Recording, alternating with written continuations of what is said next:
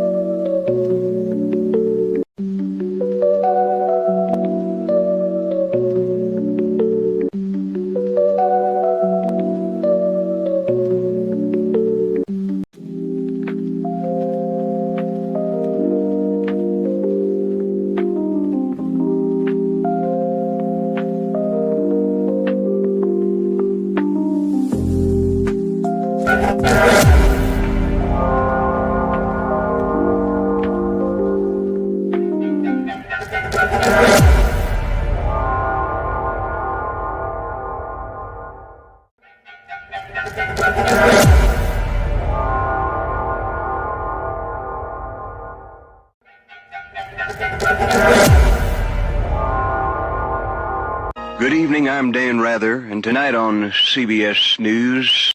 In a shocking development, the federal government says being broke is allowed, but if you're broke and glowing, you are officially now a suspect. You can't be glowing more than your financial status. Look your problem. Producers have confirmed next season of Love Island will merge with the Hunger Games. Only one couple will survive the new format. Everyone else dies. Senator Buck Nutley has unveiled his Big Girthy bill, a new proposal meant to rival the Big Beautiful bill. But does size really matter? Good evening. This is white liberal news. You can't spell liberal without liar. We know it's difficult to maintain an army of midwits without setting off all of the lunatics. For more, we go to our favorite professor with Lindsay. Thanks, Karen. I'm at the university to get talking points from Professor 𝐶𝐿. And also my hair is like multicolored now. But the professor isn't here. He's still totally missing. Well, I thought that's the story we were doing. You thought it was. And Professor 𝐶𝐿 isn't around. This seems like men letting us down as usual. Last time I saw him, we talked about some feminist stuff. Then he invited me to his house for the next interview. I told my brothers, who were very excited to meet him, and they're usually uninterested in my work at White Liberal News. And I get it because they're straight white men and they're Christian, but sometimes I don't get it because, like, I don't even hate my dad like others at White Liberal News tell me I should. Well, as a liberal woman, even though the task isn't complete, we will reward you anyway because equity. The robber made off with 8 packs of Newports and $300. The gas station cashier is morally superior and refused to give a description of the suspect. To remind our viewers how much they should hate their own country, we go to a foreign-born politician. They're on to us. We need to leave now. Everyone, grab what you can. We apologize. This may not be a good time, but are you able to push some of the messaging or... Karen, I really cannot talk right now. I just want to reiterate that my country is much better than the USA. I hate it here.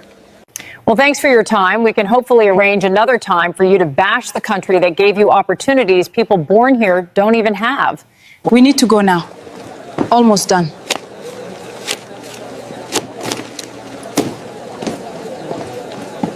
Really? Already? Do I look ready for a new Latinx weather reporter?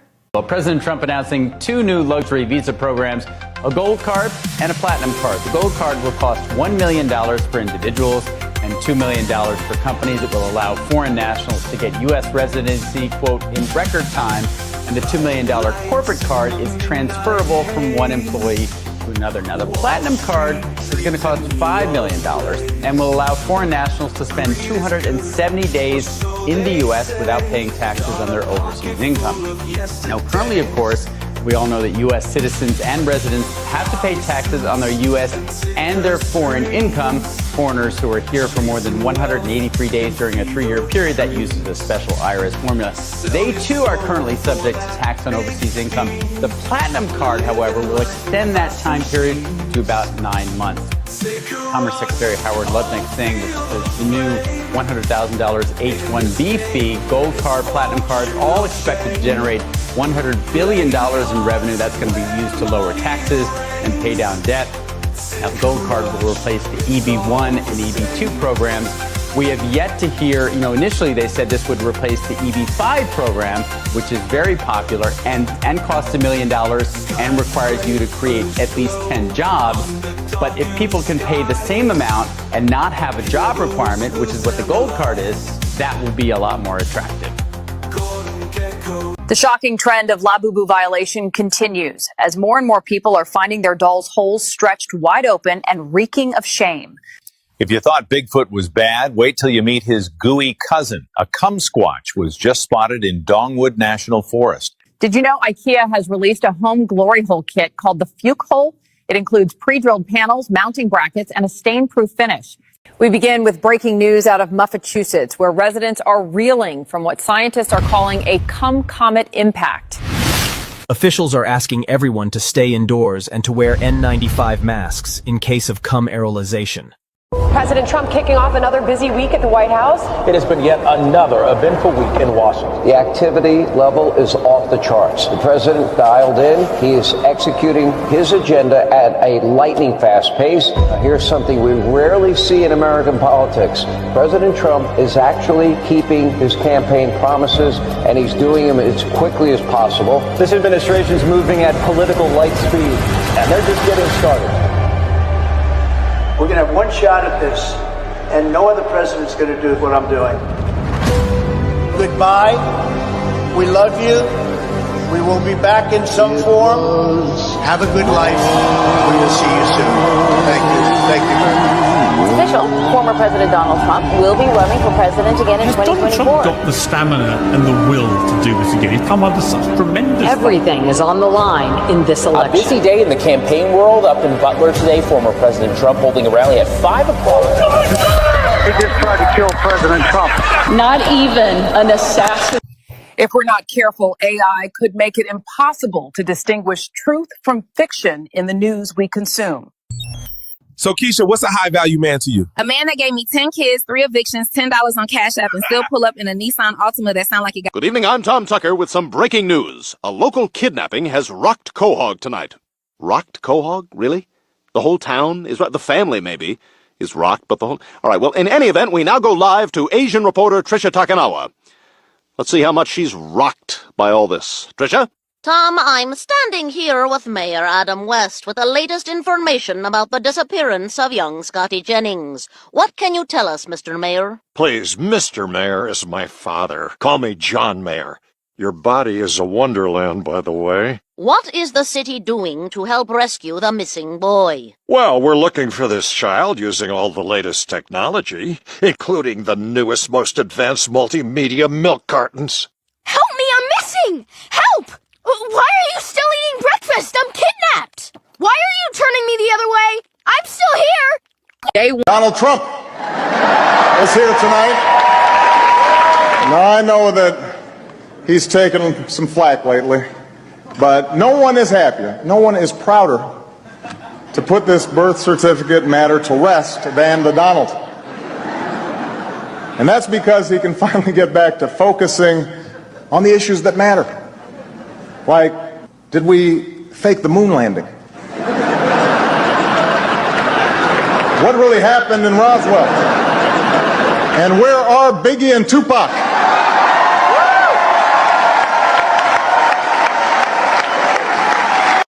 I didn't know they were here already, but you think I would have chosen this outfit.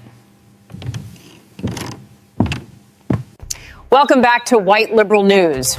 We won't suddenly claim we're not left because we are not giant like Miss Now. We know most of our audience has no true interaction with Latinx on a regular basis. Otherwise, you would have never said Latinx. Thanks to our Mexican correspondents, we have a plethora of options for our new weather reporter. So we will need audience feedback. Keep in mind, no reporter is illegal. The winner will allow our viewers to have diversity vicariously. The losers can pick crops, as the Democrat Party reminds us. Too much? What's too much? What's too much? That dig at Miss Now? You see what they're doing, right? Okay, fine. I'll take it off. But I'm not going to tone down anything else. They need to know I'm the HBIC. We thank our applicants. We only want feedback from the leftiest liberals possible. If you've ever successfully bench pressed your weight, we don't want to hear your opinion. Join us next time when we interview cultures that had thousands of years of a head start, but got colonized by total noobs. Welcome to the Black News Network. I'm your host, 𝐔𝐷𝐈𝐒. Tonight's story, a gender reveal turns violent when local Bloods open fire on the party after blue confetti is released. Chaos erupted at the 𝐔𝐷𝐈𝐒's backyard gender reveal when the cannon popped blue, indicating a baby boy. The husband side of the family, all Bloods, immediately sprung into action by lighting that bitch up. During the scuffle, some of the confetti floated into a neighboring yard, causing additional shots to be popped off in that direction. Fortunately, no Henny was spilled during the ordeal. One of trying to make it to work without yelling at a pedestrian. Pray for me, y'all. Still alive, still unemployed, but baby, I look G-O-D doing it. Oh my God, I'm not even late, I'm just dramatic. Y'all know I will risk it all for a good melon.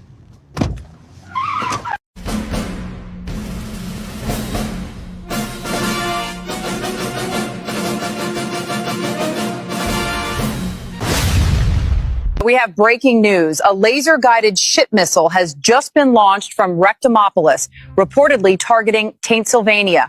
We're live from the scene where a laser-guided ship missile launched from Rectomopolis has struck 𝐇𝐎𝐿. This just in, a pubnadal blankets St. Louis in a thick bush this evening. Downtown is completely covered in pubic hair, causing highways to close out of caution. It's coming right for us.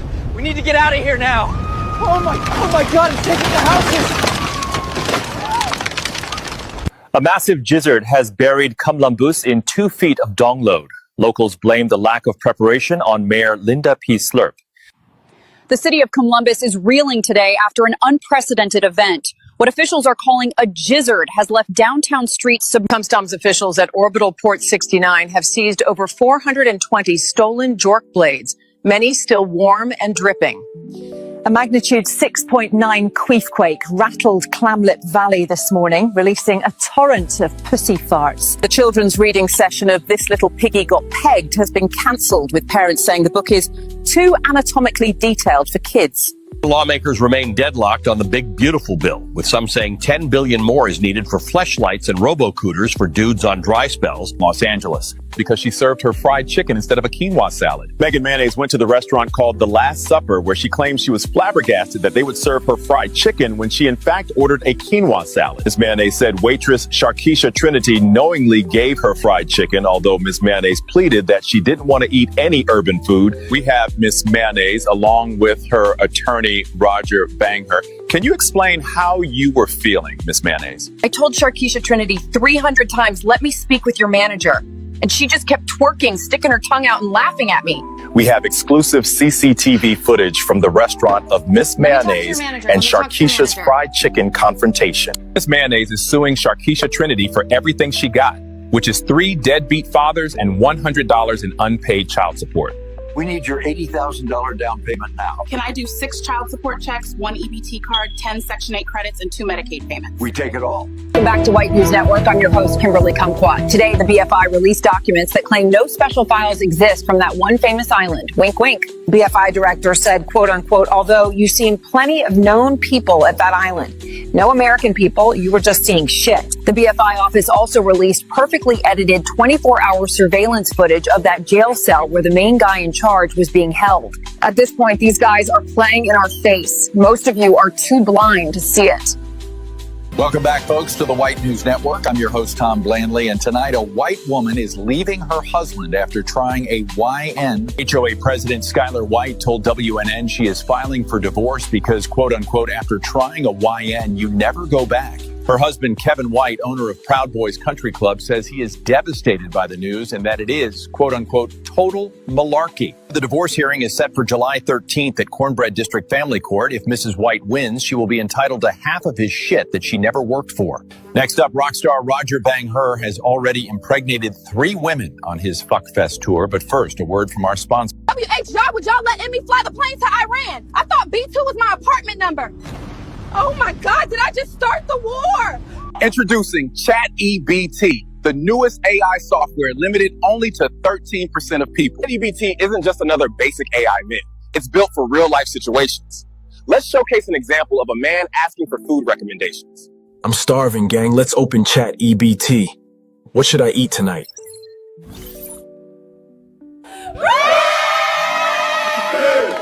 ChatGPT is fully aligned with real-time data, giving you the most accurate, up-to-date definitions anywhere. Define child support. Unless you ask it to define child support. But ChatGPT isn't just about words or recommendations now. It helps with your everyday tasks and repairs, giving you the best solutions in real time. Here's an example. Dude, this thing is so annoying, man. ChatGPT, how do I fix this? You don't, man. Thank you all for your time today. We're excited for you to experience the future with ChatGPT. We'll see you soon.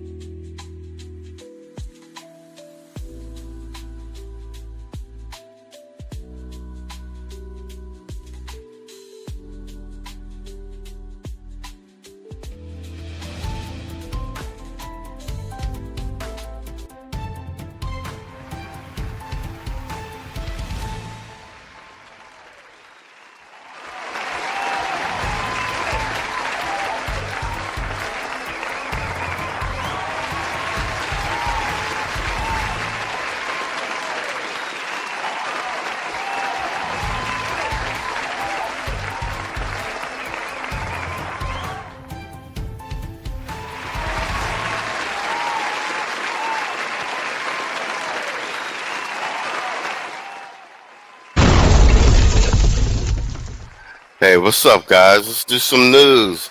Yo, salute to the chat, man. Salute to the chat. Yo, what up? I see you, Hashim. Irvin Reed in the building. Hold on, Irvin Reed. Yeah, I made some changes to the intro with the AI news, man. The AI is everywhere. Lord of Brooklyn in the building. Pookie and Ray Ray show. Irvin Reed, first up in the spot. All right, bet we're gonna do some news. Man, a lot of shit going on. We already covered Portland, and I'll go over some of the stuff from. We'll play a segment from Chicago, with troops sending in federal troops to Chicago. Mary Johnson having a fit and whatnot. But let's start out with Comey and Maria Bartiromo from Sunday Futures. Director James Comey, now the first of the Obama-era officials indicted for charges stemming from the Russiagate hoax and the investigation. He's facing 2 counts, lying to Congress and obstruction of justice. But former House Intelligence Committee chairman and current Trump Media CEO Devin Nunes tells me it's entirely possible more charges are coming for Comey and more former Intel officials. Watch. Comey has long been a liar, a leaker. He's dishonest. He ruined the FBI. He will be lucky if there is not a grand conspiracy charge brought, which is really what should be brought against probably about 24 characters in the United States over the last 7-8 years. Should there be more charges against Jim Comey? Very specific, and it's over whether or not he lied on this one part. The larger part is whether or not you can bring a kind of grand conspiracy case. And, people talk about, there's the law, which is, lying to Congress, lying to the FBI, but there's also a term in there called misleading. And what a lot of these guys did is they made up things using intelligence that didn't exist, but acted like they knew something that actually wasn't there. And they lied and misled the American people. The only intelligence that they had is that the Russians were very well aware of Clinton's plan. And they actually not only thought Clinton was going to win, but likely preferred that she would win. So going back to the cover up of her missing emails that, by the way, are still missing, they all got involved in this plan. They all got the FBI exercise. President Trump was asked about the investigation on Friday. He did not mince words on just what he thinks of Comey. Justice, or is it about revenge? It's about justice, really. It's not revenge. It's also about the fact that you can't let this go on. They are sick, radical left people, and they can't get away with it. And Comey was one of the people. He wasn't the biggest, but he's a dirty cop. He's always been a dirty cop. Everybody knew it. Yeah, the question now is, will we see a bigger charge here, Liz Peek? You heard what Devin Nunes said, and I think the whole crux of this idea is the fact that they misled the court. They misled the American people. Is that part of a grander conspiracy that they... Irv said grand conspiracy. How is that different from regular conspiracy? That I don't know. We should probably look that up on AI. And they had somebody else saying that this might just be they haven't seen the evidence. The only people who have seen the evidence are the grand jury and the DOJ, and that there might actually be more charges to come from Comey. I'm hoping they throw the whole book at him so that at least something will stick. Comey is an attorney, so he seemed pretty nonchalant about this. Like I said, these indictments are cool, but if there aren't any arrests and people don't get sentenced, that kind of defeats the purpose. Yo, what up, Universal Black? He tried to play against President Trump. That's what Lindsey Graham said, as well as Devin Nunes. And if we have the court proving that there is a larger grand conspiracy here, and that's the reason that they also, by the way, raided Mar-a-Lago to get the report on what they did for Russia collusion, that's what you've got coming out now. That's what people are talking about. Devin Nunes, and here's Lindsey Graham, who at the time was the chairman of the Judiciary Committee when they perpetrated this on Trump. Watch this. He's presumed innocent until proven otherwise. If I'm the Department of Justice, I better get my best lawyers on the field, because Patrick Fitzgerald, Comey's lawyer, is a great lawyer. But the idea he leaked classified information to create a narrative politically, I think that's a strong case.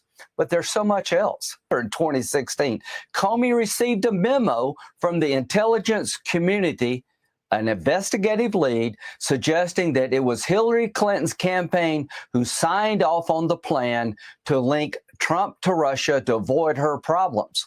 Now, the question is, did they ever take that allegation seriously? He told me that doesn't ring a bell when I asked him in 2020. Can you imagine the Republican candidate for president, that you got a memo from the CIA saying it may be his opponent who's starting this line of inquiry, and the FBI did nothing about it? So Patel's going to tell me of whether or not they opened up an investigation. So every time there was some exculpatory information, the court never heard about it. Yeah. Every person who signed the Carter Page warrant said, if I knew then what I know now, I wouldn't have signed it. Comey knew then what we all know now and ignored it. I believe he withheld exculpatory information from the court because he wanted Trump to be found guilty. The memo from the Intel Committee in September 2016 was addressed to Comey, suggesting Hillary Clinton was behind this, and a copy went to Strzok. Did they? Okay, we got a definition of grand conspiracy. All right, Irv, on the job. Says definition: grand conspiracy involves an agreement between multiple parties to commit, to commit a crime to achieve an illegal objective. Okay, and this is what Lindsey Graham was just saying with all the moving parts with the raid from Mar-a-Lago and inter-agency cooperation to pin these false allegations on Trump. Take it seriously. I want to know that answer to that question. So Liz Peek, weigh in here, because we know that John Brennan knew that Hillary Clinton was putting together this whole fantasy of Trump colluding with Russia. He was in that Oval Office meeting at the end of 2016 or early 2017, and he wrote his little notes there. We have a picture of it, and we have the memo of the notes that basically Maria is such a good old school journalist. She puts her show together, and then she has all her receipts, all her reference documents. Like, this is how old school journalism used to be. Like, if you're gonna if you're gonna take a stance on something, it's backed up by all of the corresponding evidence and what have you, and your sources. If you're quoting sources, one or two sources, is old school classic journalism, not this crap we're seeing today. Irvin Reed again. All right, bet we doing some research. What we got? Overt act. At least one participant must take an overt act in furtherance of the conspiracy, even if the act itself is not legal. And then we have a follow-up. The charges. Individuals can be charged with conspiracy, even if the crime they conspired to commit was not, there you go, successfully executed.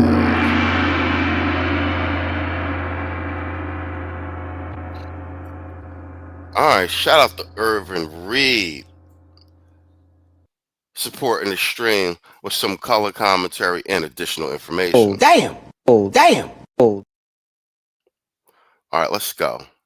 Basically told all of them, Hillary Clinton, and the Russians are aware that Hillary Clinton is coming up with a story that Trump is somehow tied to Russia as a way to hide her own email scandal.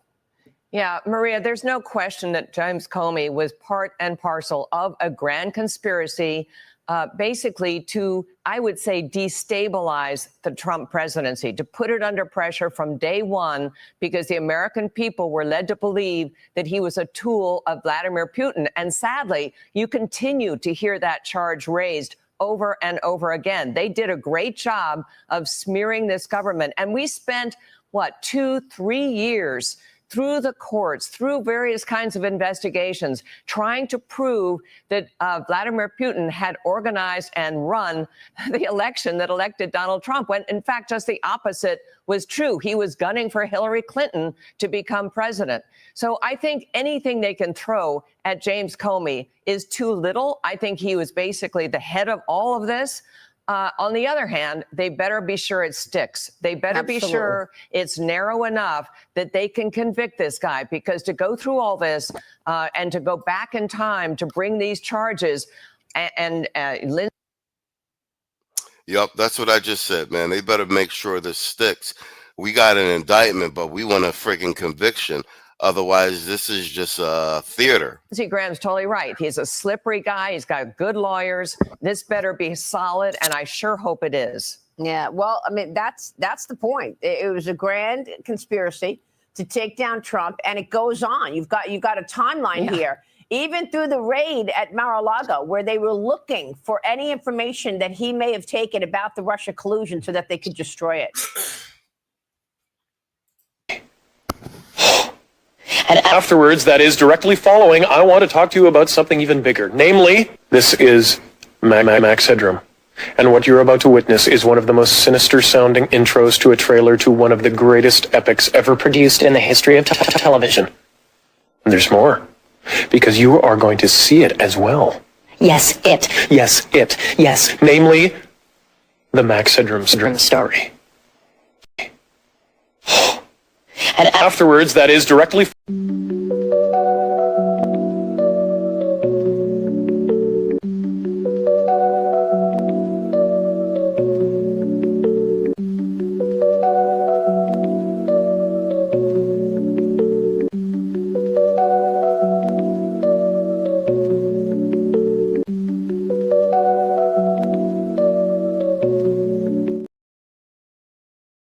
All right, let's go. I want to do, so let's talk about the government shutdown. I want to do Speaker Johnson covering the government shutdown, because he is Speaker of the House. And then let's play some of Chicago, the troops marching their way through Chicago. Here we go. Even meeting with Democratic leaders, reportedly at the urging of you and the Senate Majority Leader John Thune. What changed? Well, I had a long talk with the president yesterday, Jake, and, he feels the same way that I do about this. Yo, Saul in the building. What up, Playboy? Yo, we're going to do, whatchamacallit, a letter from the editor. We're gonna do that Republicans reaching out to black voters joint you sent me. We're gonna read that probably after the Chicago segment. Let me see what Saul say. We predicted that censorship crap with Max Headroom. Hell yeah. And afterwards, that is directly following, I want to talk to you about something even bigger. Namely, this is Max Headroom. And what you're about to witness is one of the most sinister sounding intros to a trailer to one of the greatest epics ever produced in the history of television. And there's more, because you are going to see it as well. Yes, it. Yes, it. Yes. Namely, the Max Headroom story. Oh, damn. Oh, damn. Oh. All right, bet. Let's go. He's always open to discussion, but he wants to operate in good faith. So he decided to bring us all in. He wants to talk with Chuck Schumer and Hakeem Jeffries and just try to convince them to follow common sense and do what's right by the American people. Jake, it's important to point out the only thing we are trying to do is buy a little time. You know, the appropriators in both parties have been working very diligently over the last many weeks to work through the appropriations process. As you know, the law requires us to pass 12 separate appropriations bills and to be good stewards of American taxpayers' dollars. But that hasn't happened.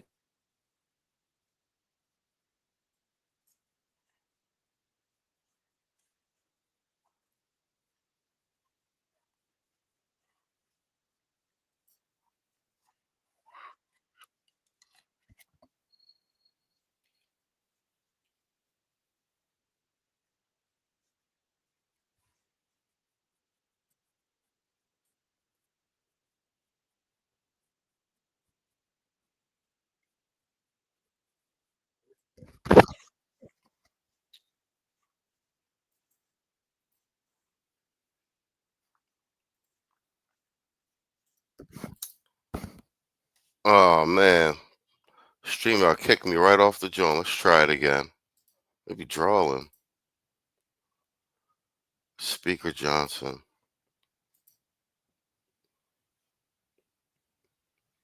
Let's try it again. Bang. Let me run that back. To force Congress to do its work, and we're doing it. Jake, I'm delighted to tell you, in a bipartisan fashion, the appropriators have worked through 12 separate appropriations bills in the House committee. 3 are passed off the floor in the House. 3 passed off the Senate floor. Those bills don't match up exactly, so there's a conference committee between 2 chambers working as they're supposed to for the first time since 2019. But here's the problem. We run out of clock, because the end of this September 30th is the end of the fiscal year. So what we did was a simple, clean, continuing resolution. It's 24 pages in length. All it does is keep the government open so appropriators can continue to do this work together, bipartisan. Chuck Schumer came back with a long laundry list of partisan demands that don't fit into this process, and he's going to try to shut the government down. The president wants to talk with him about that and say, please don't do that. So at this meeting tomorrow, is President Trump looking to make a deal, or is it going to be like when Michael Corleone met Senator Geary? My offer is this: nothing. Well, look, we'll have to see, but I can tell you where his head and his heart are. He wants to do right by the people. He does not want the Democrats to hold up troops pay. You know, the people who are serving in the military, they don't get paid during the shutdown. He doesn't want WIC funding, you know, women, infants, and children nutrition program being held up. He doesn't want telehealth and mental health and FEMA services to be stopped. That's what Chuck Schumer is holding hostage. Why? So that he can add $1.5 trillion in new spending at a time when we're simply just trying to keep the government going for 7 weeks so we can have those debates. It's wrong. He also wants to, by the way, what Chuck Schumer is demanding in exchange for all those good things I just listed, he wants to reinstate free health care for illegal aliens paid by American taxpayers. We are not doing that. We can't do that. That's just one of the crazy things he's requested. Well, I think he would take issue with that. Here is what House Democratic leader Hakeem Jeffries said on CNN Friday night about what he says Democrats are asking for, which is the continuing of the Obamacare subsidies being extended to American citizens only, to prevent more than 1 million of those Americans joining the ranks of the uninsured. I'd like to hear your response. This is what Jeffrey said. And all we're saying is let's find a path forward to actually fix the healthcare system that Republicans have broken for the good of everyone. They dropped this reckless partisan bill that continues to gut the health care of the American people, and it went down in flames. And so their bill is dead on arrival. Is that demand for the continuing the Obamacare subsidies, is that even on the table tomorrow? Look, that statement by my friend Hakeem is absolutely absurd. There is nothing partisan about this continuing resolution. Nothing. We didn't add a single partisan priority or policy writer at all. We're operating completely in good faith to give more time. The only thing that would gut healthcare, using his own phraseology there, is if we took Hakeem Jeffries and Chuck Schumer's demand here, because they want to cut $50 billion from rural hospitals. That's the new fund that we added in the big, beautiful bill, the Working Families Tax Cuts that we passed just a couple months ago. They want to gut that. They also want to hold up all this funding that I listed. I mean, the WIC program is something that we all champion for women, infants, and children nutrition. That would be held up. So it's exactly the opposite of what Hakeem is talking about. The Obamacare subsidies is a policy debate that has to be determined by the end of the year, December 30th, not right now, while we're simply trying to keep the government open so we can have all these debates. So just as a point of fact, it's against the law for non-citizens to get those subsidies. And if they expire, Americans' premiums could jump as much as 75%, some experts say, and consumers could start viewing those higher premiums as soon as October. Are you not worried at all that those people might blame Republicans for those healthcare costs, for the insurance costs going up?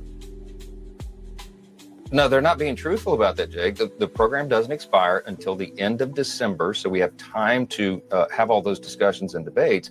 But yes, it is illegal for illegal aliens to receive health care paid for by hardworking American taxpayers. But they're making the demand to change that. They want to add that back in. That's one of Chuck Schumer's primary demands, to keep the government open, and we're not going to do that. The American people didn't vote for us to do that. We're trying to clean up the system. So what they're demanding, they know is outrageous. They know it's far beyond the pale. And look, I challenge anybody listening to us, Jake, go pull this up. You will see there is nothing partisan in what we have passed and presented to the Senate. Chuck Schumer.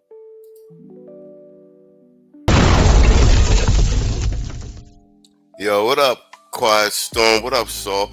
Yeah, you guys are right. I wanted to let that play out because Mike Johnson, he's Speaker of the House, and out of all the House speakers, the congressmen in general, he got Trump's big beautiful bill passed and everything. And a lot of people were skeptical about Mike Johnson's loyalties. When Trump had initially kept him on as Speaker of the House, leading up into the November election and afterwards, but he has he's proven to be extremely effective in terms of whipping votes and what have you. And but more importantly, I wanted to let him talk because he's very, very good at articulating what's actually going on in the House with these bills. No, a lot of what goes on in the legislature at times can be, a little confusing. Now, I was aware of the argument on both sides with regard to this government shutdown, and the Democrats doing what they normally do right around this time, trying to tack on a whole bunch of pork to a bill that's already been agreed on by both sides, and waiting all the way to the last minute so that they can get all this pork passed last minute. And I'm glad I wanted to let Mike speak because he's detailing what's actually being added. And they're basically tacking on, they want to reinstate funding for USAID, mainstream media. They want to reinstate all the funding for all of the illegal immigrants.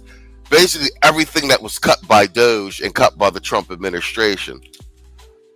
So you got these guys basically holding up the government once again to give money to their media industrial complex, as well as people who are not citizens of the United States. That is your Democratic Party. Let me roll up here. What we got? Storm says most military members who bank with Navy, Federal, USAA, and other DoD-backed banks will prepay the troops, and get paid once the budget is approved. So I said Trump out here suing everybody. Democrats saying F the troops, yay to healthcare. Exactly. That's all you need to know. That's why I let Mike Johnson walk through. He's very articulate with this. Saul says he whole asshole lay him in like Cartman in the White House, and it ain't shit nobody could do about it. And that's why we gave him the mandate.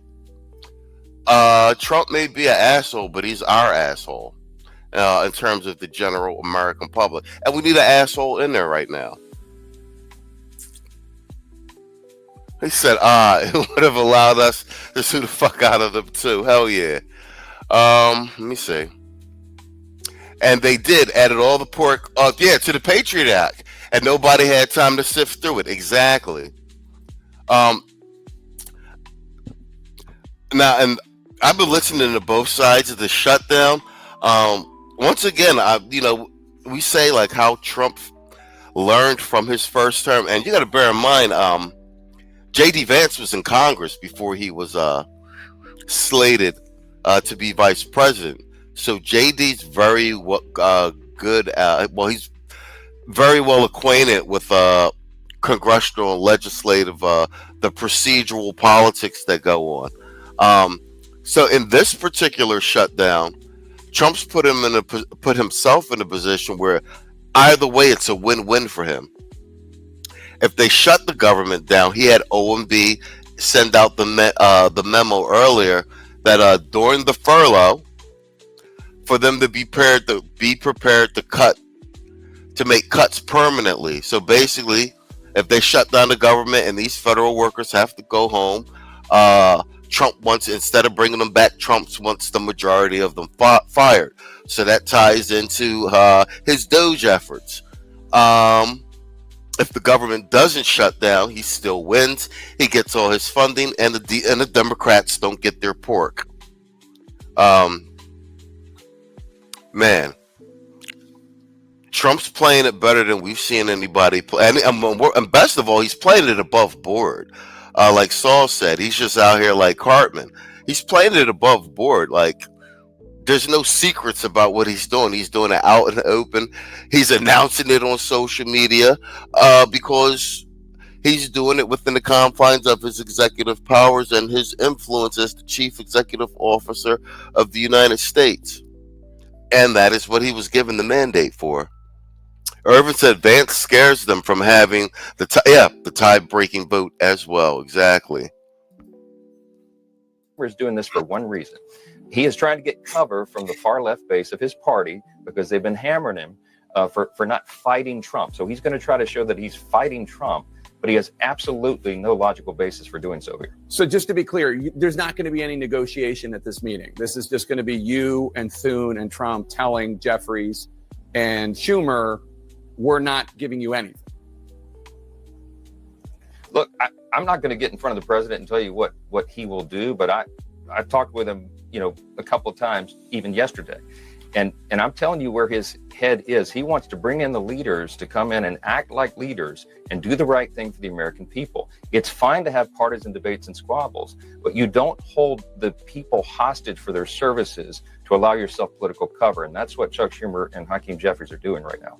Let's turn to the other big subject in the news here, having to do with the indictment of former FBI Director James Comey. Just looking at the principle at stake here, if you can remove Comey and Trump out of the equation, as a constitutional attorney and the Speaker of the House of Representatives, do you believe it's acceptable for any president to publicly or privately instruct their attorney general to prosecute a political opponent and go as far as firing a U.S. attorney if they don't bring charges because they don't think the case is strong enough?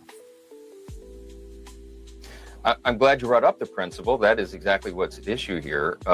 James Comey lied to Congress. Okay, he took an oath. He said things to Congress that were.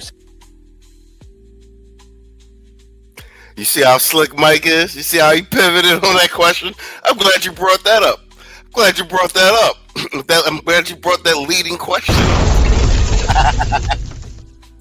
Because that's exactly what's that trial right here? What James Comey did.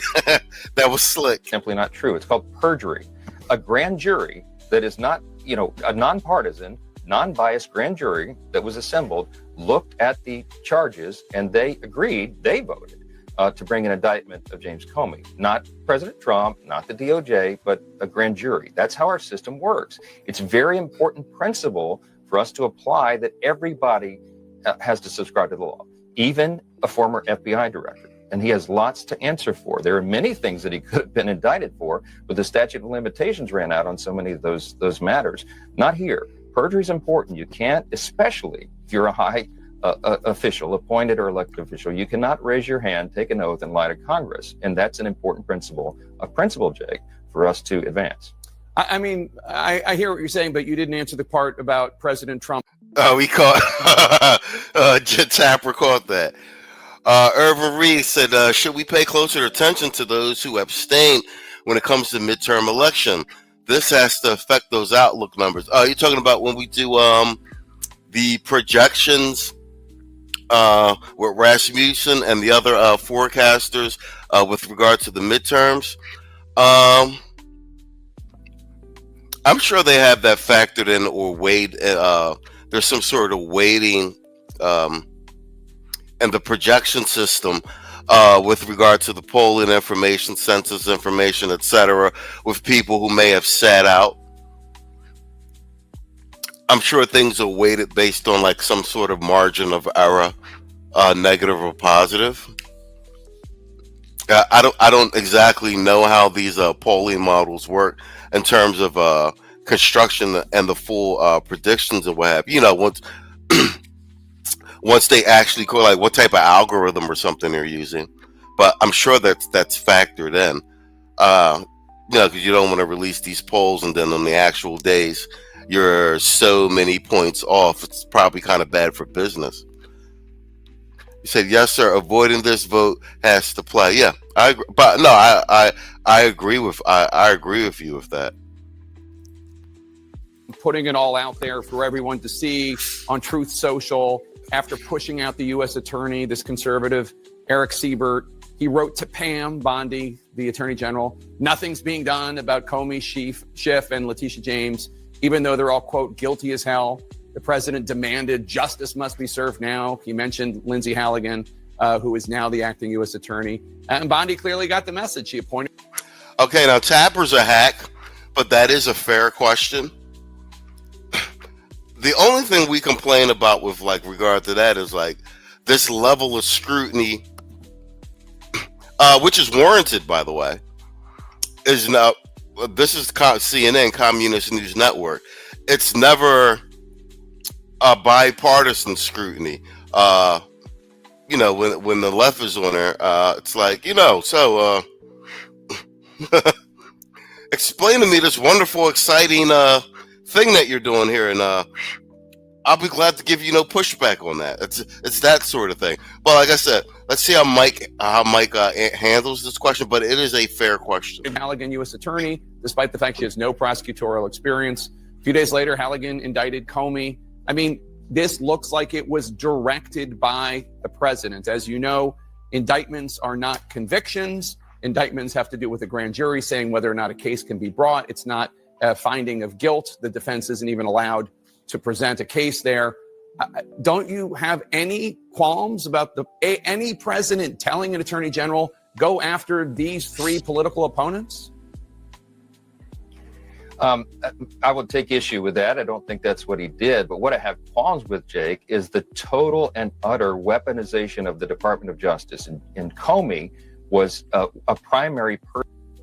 Very good pivot once again, Mike. Person responsible for that. They quite literally, for 4 years under the Biden administration, turned the entire apparatus of our judicial system against one person. His name's Donald Trump. There's never been a political figure in the history of the world. Okay, and that's the point I was just making. All right, good. He didn't fall for the bait. And Mike's a constitutional attorney as well. So he's a pretty sharp tool in the drawer. Was so maligned and attacked, certainly not using the legal system of his country to go after him in the way they did. Every way possible. You and I would need 3 hours of a program to go through all the ways that they did that. They weaponized the DOJ. And so that's what Comey ultimately was the leader of and responsible for. He was one of the primary persons who did that. And I think if he lied to Congress about what he knew and when he knew it, then that is a matter that transcends politics. I think he has to be tried for that. And I expect that the jury in that case will determine that that's exactly what he did. Well, this case is specifically about whether or not Comey lied about leaking information that what seems to have taken place during 2016, 2017, having nothing to do with Joe Biden. But let me ask you a question, because you talked about the weaponization of the Justice Department during Biden. Can you, because this is something conservatives bring up a lot, and I understand there was a special counsel investigating Trump, and there were cases in New York and all that. But can you explain how the special counsel investigating Hunter Biden during the Biden presidency, which resulted in a criminal conviction, and the special counsel investigating into President Biden himself during the Biden presidency, which resulted in this incredibly damaging Her report, how do those investigations fit into the theory that the Biden era was one of Democrats weaponizing the Justice Department? Because they were also going after the Democratic president and his Democratic son. They were not going after the president and his family. They did the bare minimum that they had to do to maintain the label on the door, Department of Justice. Okay, look, everyone knows this. This is not even a matter of dispute. Hunter was going to go to jail. President Trump, even when he was not president. Well, they went after President Trump criminally, civilly. They tried to just ruin him, destroy him, because they didn't want him to run for president again. I mean, there are volumes written about this, Jake, and you and I both know that that's true. And there'll be a lot of accountability, I hope, in the future to ensure that this kind of thing doesn't happen again. Comey has been on a tirade against Trump since way back then, since 2016, 2017. Remember, he famously walked on the beach and put 8647, implying that President Trump should be exterminated effectively, okay? It was a big controversy several months back, right? He has shown his bias, and they have used the Department of Justice against him. Remember all the former intel officials who signed the letters saying that the phony Russian dossier was real? I mean, everybody knows this. We don't have to relitigate it this morning. The point is, the Department of Justice currently is doing what the Department of Justice should do, and they have to hold people accountable. We have to ensure that the rule of law applies to everyone, and that's exactly what's happening here. Does the rule of law have to apply to people who stormed the Capitol on January 6th? Tapper is such a fucking hack. I'm done. He's such a hack. And it's the same guy who wrote the Biden book after Biden's out of office about his deteriorating, about him having dementia or whatnot. But he was the same one in the press who covered it up. What a joke, bro. This is like bad comedy. Let's what a joke.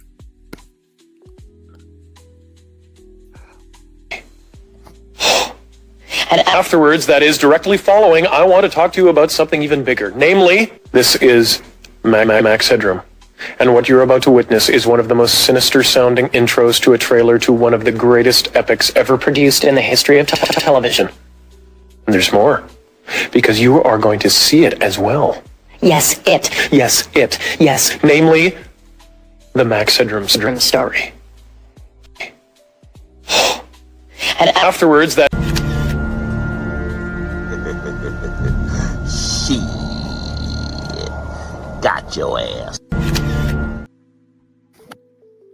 All right, let's look a little bit at let's do a montage, looking a little bit at Chicago and what have you, Portland as well,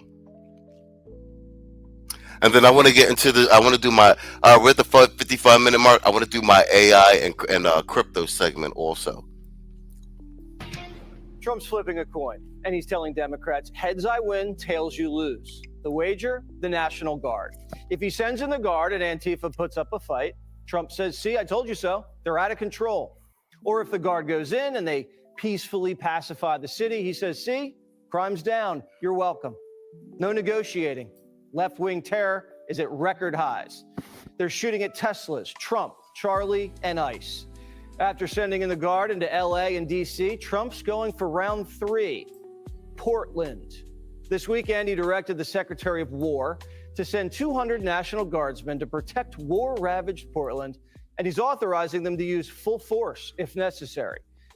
Because federal facilities in Portland have been under siege since the start of the summer. Every weekend, Antifa's been on the war path.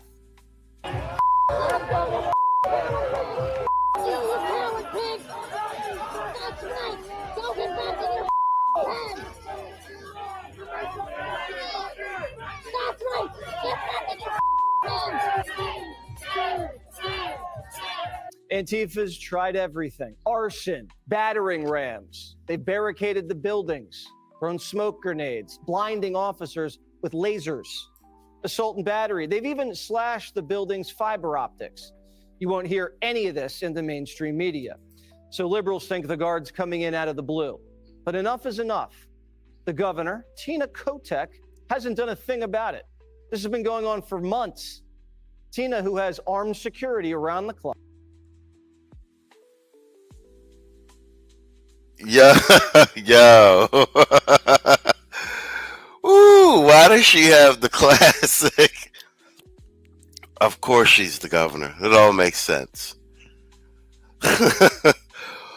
Post-war liberal Becky. She's got like the complete freaking uniform on, bro.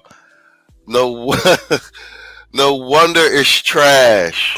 Stop the cap. Stop the cap right now. Stop the cap. Stop the cap. Man, get a gander. Says she can take her wife out on a date and it's no problemo. Portland is not war ravaged. There's no insurrection. There's no threat to national security, and there's no need for military troops. I thought I would take to the streets myself right here in downtown Portland. Oh, it all makes sense now. It all makes sense. Stop the cap. Stop the cap right now. Stop the cap. Stop the. Oh, it's not only the. Oh my God, they got a post-war, ultra-feminist, rainbow Karen governor out taking a walk with her wife, with her armed security talking about Portland safe. No wonder the shade is trash.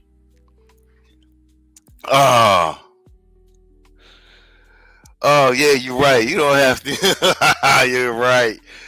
Oh man, look at this, man. Come on, man. I don't give a fuck what you think, bitch. Let's be nice. Let's be nice. We don't have to go there. I mean, you're not wrong, but you didn't have to say it. I mean, good Lord. Let's be nice. Let's be. Yo, come on, man. So says she looked like a Portland ass chick. Bro, I could believe it. Yo, it all makes sense now. Let's rock. I'm standing just blocks away from the waterfront, overlooking the beautiful Willamette River. Portland City Hall, the federal courthouse, and dozens of shops and restaurants here in the central city. I can show you one beautiful beach in Haiti and say, see, Haiti's totally safe. In the last 4 years, homicides have doubled. Aggravated assaults up. Arson up. Tina does not have Portland under control. Look at this scene. Does this look like a safe place to grab a bite to eat? Or did you just lose your appetite? Another Democrat says, maybe not dinner. Why don't you take your girlfriend for a stroll in our parks? If that's the best looking park Portland has, forget the Guard. Trump needs to send in the landscapers. Not a great place for a picnic. You might get pricked by a syringe. Like, bro, everybody's targeting me on the side this week. Stop being a loser over being great. You literally have to harvest God in order to censor me. This is kind of like how CNN covered the crime wave. So I said she got the pecker fade. Let's be nice. Let's be nice. We don't have to go there. I mean, you're not wrong, but you didn't have to say it. I mean, good Lord. Let's be nice. Remember? We went out and had a great dinner in New York City tonight. People actually walked up to us and said, thank you I watch you every night. I can't believe they thought they did do a double take at us actually hanging out and not seeing us on the TV screen. But New York City was not, a hellscape, was it? I mean, that one guy who ran by with the machete, who tried to guess. No, of course it isn't. No dinners, no picnic in the park. You might have to eat in, but the Taco Bell delivery guy is going to be late because he made a pit stop to flip off ice.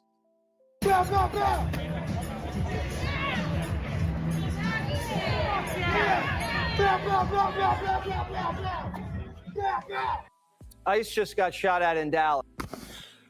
I mean, this might be a tether, but once again, what are you Negroes doing out here protesting and going after ICE?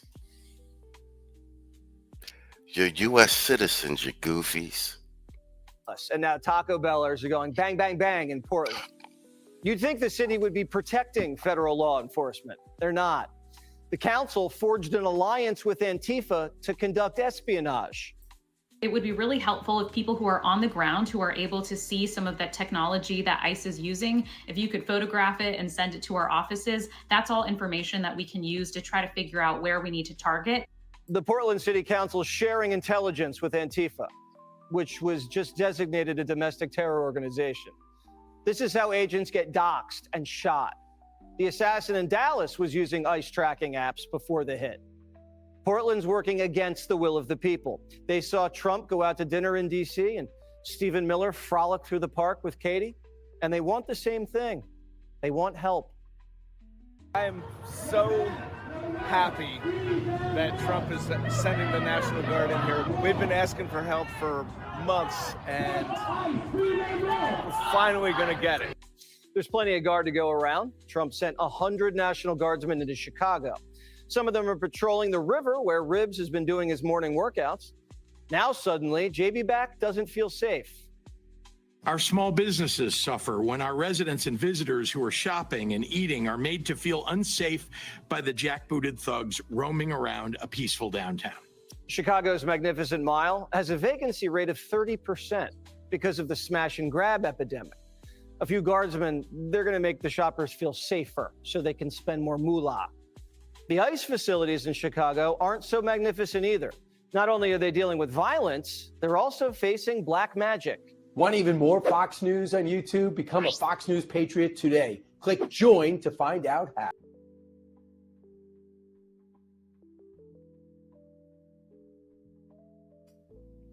All right, bet. Let's all right, we at the 1 hour, 3 minute mark, man.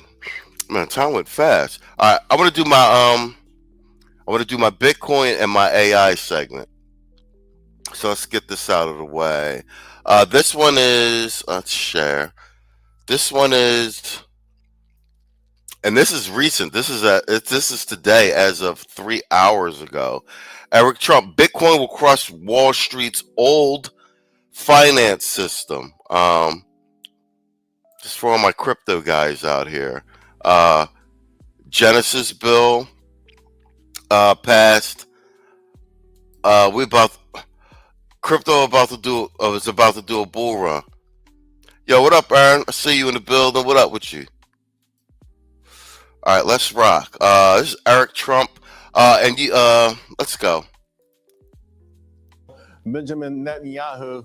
Meanwhile, folks, a lot of focus now, particularly on Wall Street, but the world on the crypto space. It continues to expand and is attracting a whole lot of new players, from Wall Street's biggest firms, who were once, of course, doubters, to Eric and Donald Trump Jr., whose company's American Bitcoin has quickly become a force. Joining me now, American Bitcoin co-founder and chief strategy officer and Trump Organization executive vice president, Eric Trump. Eric, I just want to start, because one of the things you said in this New York Post article that leaps out at everyone is that America's financial future, that crypto is America's financial future. And I'm curious when you had this epiphany, because a lot of people have had the same epiphany along the way. Yeah. Well, Charles, I had the epiphany. I think you saw it, and you probably reported on it better than anybody. When I got debanked by everyone, I mean, Capital One sent me a letter in the middle of the night stripping 300 bank accounts from, golf courses and hotels, our properties as well as anyway, for doing absolutely nothing wrong. And then all of a sudden I started meeting people in the crypto space, and I realized how brilliant they were. I realized how antiquated modern finance is. Laura and I went out to buy a house, right? When we got financing. Are you talking about Pang? You said he stepped his suit game up. Yeah, he was wearing some. He's known for wearing some loud suits, man. That's bad funny. But bro knows dough though. I gotta give it to him. Bro knows dough. So it says, y'all know that governing name is Kotek, as in Kotex. Aaron Kotex. Because the rates under my father were like 2.1%. It took me 120 days to get a mortgage from a bank that I had banked with literally for 25 years, right? Because they had to go through Know Your Customer. I'm saying they're saying, this is crazy. Every single week, I'm chasing a swift wire transfer, payment that's coming into one of the hotels or leaving one of the hotels. And if you don't send it by 4 o'clock on a Friday, it's not getting there until like Monday afternoon. And you're sitting there saying, why can I send hundreds of millions of dollars worth of Bitcoin overseas instantly or receive it instantly with virtually no fees? Bitcoin's the way of the future. American Bitcoin, which... Okay, Eric, you sounded like an evangelist. We've been saying that since about, 2015?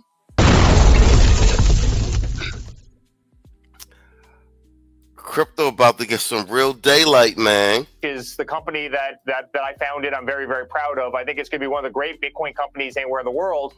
And clearly, there's no doubt in my mind, cryptocurrency. I'm telling you though, Eric and Donnie, they seen the Winklevoss brothers with Gemini, and it's the battle of the billionaire sons. They want a piece of this crypto market. Cause the Winklevoss brothers, they got it right. After their Facebook debacle, because Mark stole the whole. Old Marky did steal the Facebook whatchamacallit from the Winklevoss brothers. They got paid though. They got paid. But Gemini is legit.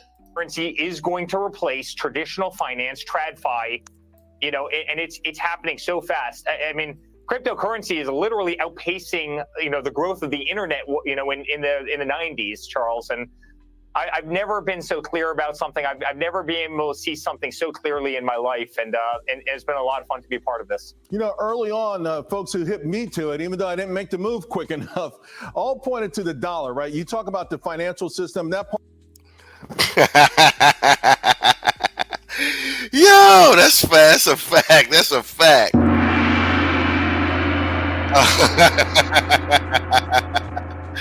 Yo, that's a fact, bro. He said Pang got the Penguin HBO version suit on. Yo, bro, his other Jones be crazy. And the funny thing is, you can't hate because them Jones was like, he'd be wearing $4,000 suits and shit, right? But yo, that's a fact, though. Let's be nice. Yeah. Let's be nice. We don't have to go there. I mean, you're not wrong, but you didn't have to say it. I mean, good Lord. Let's be nice. Oh, man, that's funny as hell, Kaz.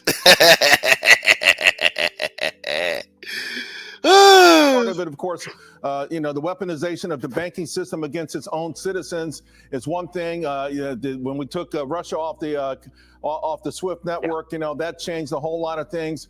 There's been an abuse of the system, but a lot of focus is on the dollar. Obviously, it's in trouble. I guess the distinction is that all governments seem to have abused themselves, their debts, financial shenanigans, but it feels like that also is a crucial part of why crypto is coming to the rescue. Yeah, definitely. In terms of stable coins, 100%. I mean, in terms of Bitcoin is digital gold, just as better, right? I mean, There's a limited supply. Charles, if gold ever goes to $10,000 an ounce, you and I will bust down the walls of the building you're in right now. We'll find gold in that concrete, right? You can always find more supply if the price goes up. And with Bitcoin, there will never be 21 million and one Bitcoin. There will be 21 million. So it's finite. Every family in the world wants it. Every Fortune 500 company is starting to custody it. So it's gold, but you can actually transport it. How do you cash out gold? You take it down to the local pawn shop and, they melt it down. It's not practical. I mean, at 11 o'clock on a Saturday. Yo, Eric sounding like every single one of us from,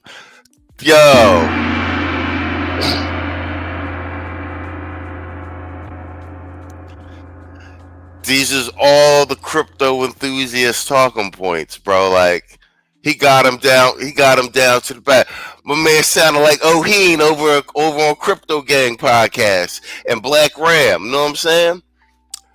They put the money behind it. Yo, they got the narrative is correct. Well, Irv said, salute the Fox for setting the narrative to put the Fed in the box. Hell yeah, man. Hell yeah. Saturday night while having, dinner with your wife, you can sell it. It's 24 hours. It has immediate liquidity. It's one of the greatest assets of our time. In terms of saving the dollar, there's no question. But in terms of, stable coins is saving the dollar. Listen, I'm the first one to bash our system because I've been on the receiving end of it, but we are the best financial system anywhere in the world. Nobody wants to be on the euro. No one wants to be on any of the Asian currencies. No one wants to be on any of the South American currencies. Guess what? Everybody in the world. Yo, he's not lying. Don't nobody want to be on the goddamn euro. And you don't want to be on any of the Asian currencies. I mean, I know there's all the talk about the devaluing of the dollar. There is some truth to that. But nonetheless, and still, strongest currency in the world. And I'm telling you, if Trump pulls off this crypto reserve in the Treasury, because Powell's up out of here. Scott Bessent is, BRICS is cool for what it is. It's not, I don't know, maybe 2, 3, maybe 4 decades. Like I said, depending on the trajectory that we go with this, if Trump pulls off this Bitcoin reserve for the the Treasury and the Fed, the biggest win was him getting Scott Bessent as Treasury Secretary. Like I said, Scott is George Soros's contemporary from the Quantum Fund. They know how to do this, man. And he's very good with battling China. But like I said, if he sets up this crypto reserve, Bitcoin reserve for the Treasury, and its sole job is just to buy, you'll be able to, if you got Bitcoin and you want to sell it, the government wants to buy it. You don't got to sell it on exchanges and none of that shit. Sell it directly to the government. They're just going to buy, and they're going to buy and hold. And use that to partially back the dollar. It's the game changer. And I be hearing these old ass economists and these so-called experts on stuff. These guys are dinosaurs, man. Even Warren Buffett got it wrong about Bitcoin a long time ago. If he pulls this off with the Treasury, this Bitcoin reserve for the Treasury in the United States, game changer. They want the US dollar because we've got the reserve currency of the world. Imagine if you were living in a country in Africa or in South America, right? And you have 1,000% inflation a year. The second you get your paycheck, congratulations, it's gone. You may as well burn that money. Now, all of a sudden, what you can do is you can immediately transfer into, call it USD1, which is our stable coin, and you can be pegged exactly 1-to-1 with the US dollar on US Treasury. So you have got that security blanket. So when I always say that I think cryptocurrency saves the dollar and make sure it's a reserve currency indefinitely, it's the fact that we're going to attract trillions of dollars from all over the world, and people who do not trust their governments, do not trust their financial systems, do not trust their banks, and want to hold U.S. denominated currency, which is what stablecoins do so well. So Bitcoin is the digital gold. I think it's the greatest asset of our time, going up 70% a year over year. And I think at American Bitcoin, we do it better than anybody. We're mining it at 50-cent dollar to obviously the cost of Bitcoin, which is about $114,000 right now. But on the stablecoin side, I really do believe it ensures that the U.S. dollar remains the reserve currency of the world. So you made headlines recently with a call, Bitcoin surpassing 1 million. Everyone gets giddy and excited about that, but I've seen targets much higher. So the question is, how soon and what exactly will it take to get it there? Well, listen, I mean, the floodgates are opening, right? For the first time, Schwab is custodying, Bitcoin. Fidelity is custodying Bitcoin. I'll never forget. I signed into a Fidelity account not too long ago. The first thing that pops up is this little icon. Would you like to create a Fidelity digital asset wallet? And I said yes. I literally clicked yes on it, and all of a sudden you could buy Bitcoin on there. You look at what Chase is doing. You look at what all the major banks are doing, right? I mean, all of a sudden you're no longer trying to do, buy Bitcoin using a ledger and using DeFi. You can literally buy it through spot ETFs for the first time, and every bank is custodying it. I mean, we are on the 1 yard line of cryptocurrency, and we've got another whole field to run, as explosive as it's been. So I do think it hits $1 million eventually. I've never been more bullish on anything in my life. And listen, Charles, I was telling everybody to buy it when it was at 40,000, and here we sit at 115,000. Right. I'm more bullish on it today because of the legislation in this country, and because of how widely adopted it's been. And I can tell you, I talk to the biggest companies, the biggest families in the world, and every single one of them is racing to buy Bitcoin. So American Bitcoin, I'm incredibly proud of, and I think it's gonna be one of the great companies in the country, in my opinion. Eric, you've got a new book coming out soon, Under Siege: My Family's Flight to Save Our Nation. By the way, I think the title is an understatement, to be quite frank with you. But on one hand, you just mentioned the government, your father's administration, on the Genius Act, all the things that they've done to speed up, to bring to fruition the potential that was all.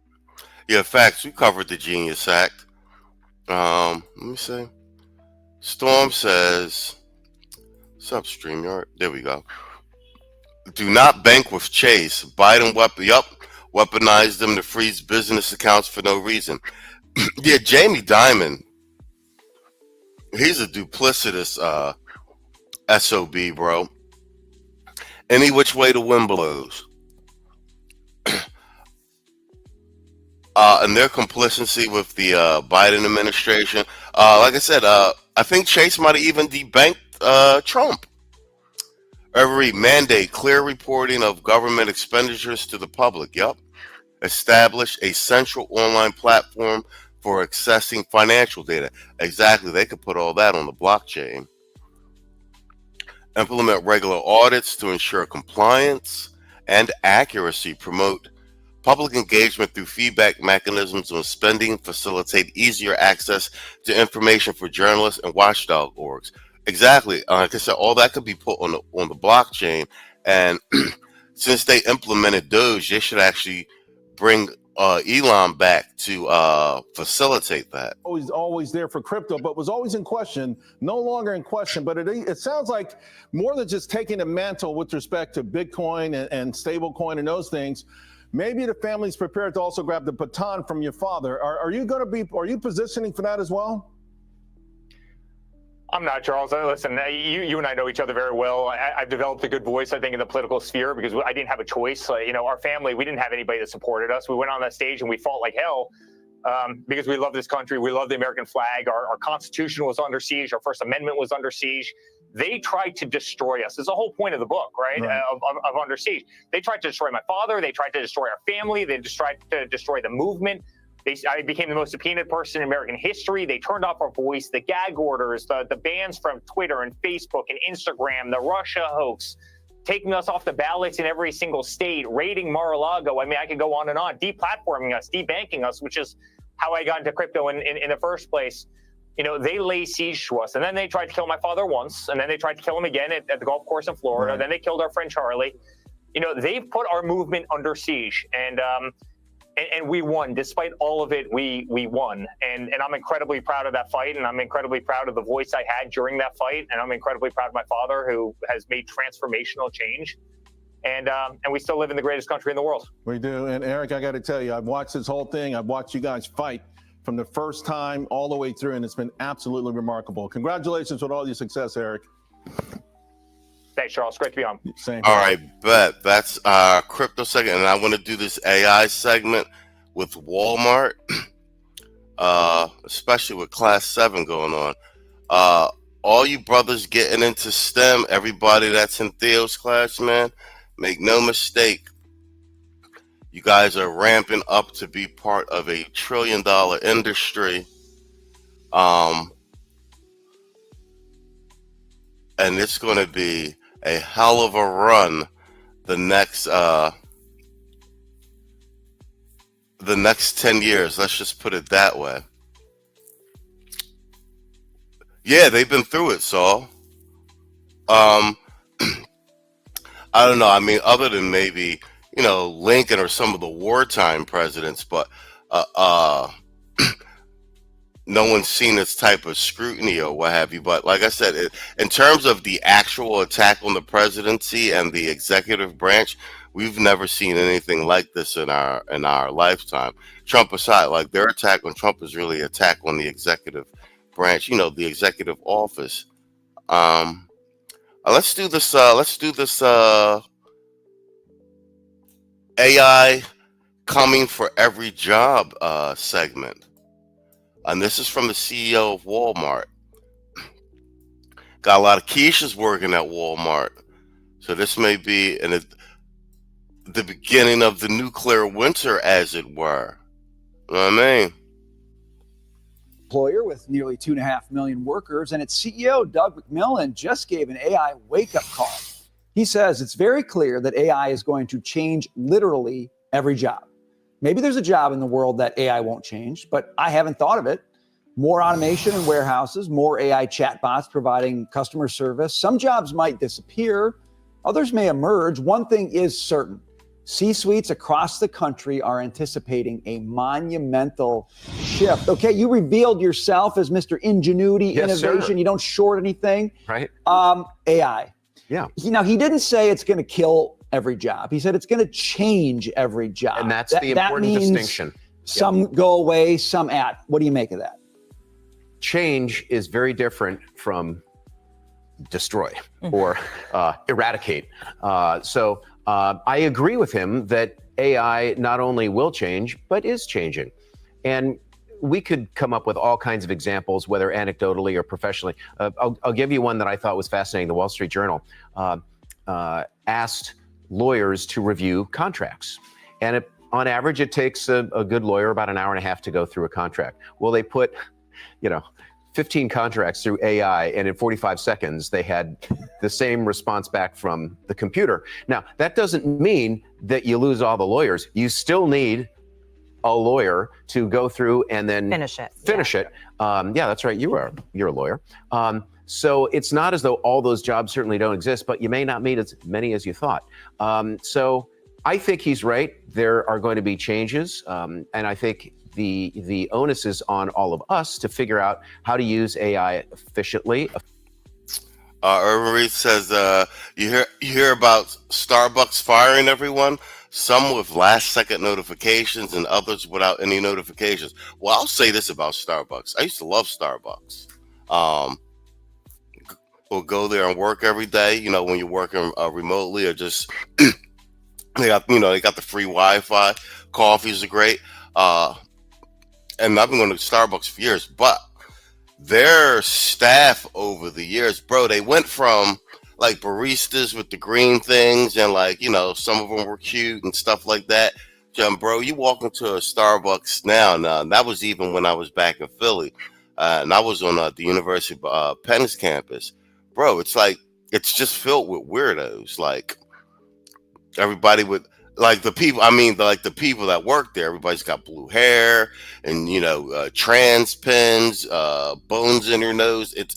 It's wild, bro. You got to kind of you know what I'm saying? It's not the classic Starbucks coffee shop it used to be. And I'm sure that, that has had some impact on, customer retention.